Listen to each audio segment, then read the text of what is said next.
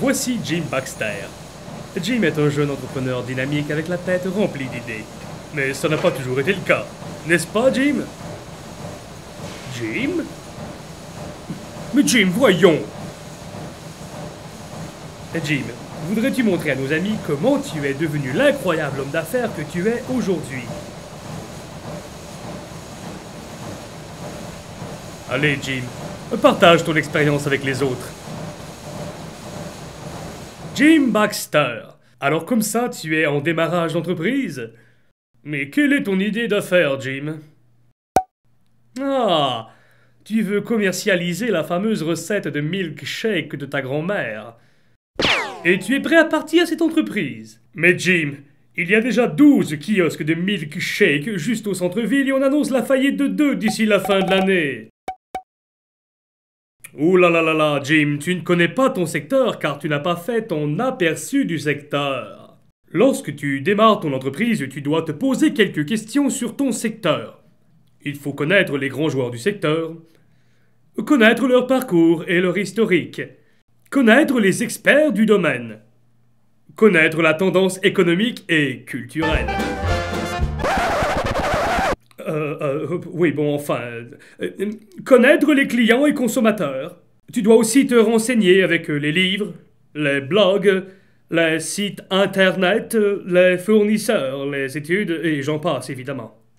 Tu dois te donner de la crédibilité, devenir un expert dans ton domaine. Après avoir fait ton aperçu du secteur, ne te sens-tu pas mieux préparé, Jim? Et qu'as-tu appris de tout ça? Ah, tu as constaté que le marché était saturé de kiosques de milkshake, mais qu'il y avait une forte demande pour les milkshakes à la maison. Tu as donc adapté ton idée pour satisfaire un besoin. Bravo, Jim. Lorsque tu réponds à un besoin, ton prix sera le sien. Mais dis-moi, Jim, à qui vas-tu vendre tes fameux milkshakes en boîte? Oh, Jimmy Theodore Baxter. Tu n'as pas fait ton étude de marché? Une fois l'aperçu du secteur fait, tu dois faire ton étude de marché. Le marché potentiel est le marché théorique auquel pourrait prétendre un nouveau produit ou un nouveau service. Il faut savoir qui veut ce que tu offres. Combien sont-ils prêts à payer? Oh oh oh, monsieur, $1. Tu dois aussi connaître les habitudes de ses futurs clients et calculer les revenus potentiels liés à ces données. Enfin, tu dois consulter les statistiques de ton secteur. Et puis, Jim... Bien sûr, jeune homme, tu connais maintenant tes futurs clients, leur budget et leurs besoins. Maintenant, Jim, parle-moi de tes concurrents. Que peux-tu me dire à leur sujet? Jim, tu dois vite faire ton analyse concurrentielle.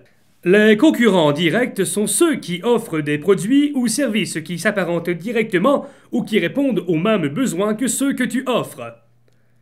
Les concurrents indirects sont ceux qui offrent des produits ou services qui semblent lointains des tiens, mais pouvant se substituer à ceux que tu veux vendre. Tu pourras ainsi juger les forces et faiblesses de tes concurrents et ajuster tes produits ou tes services pour offrir autant ou mieux.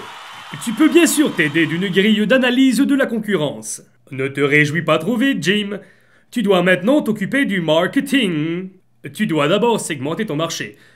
Trouver ta clientèle cible à travers les enfants, les adultes, les femmes, les hommes, la situation géographique, culturelle et sociale. Bien sûr, Jim. Tout le monde aime les milkshakes et se rue vers eux.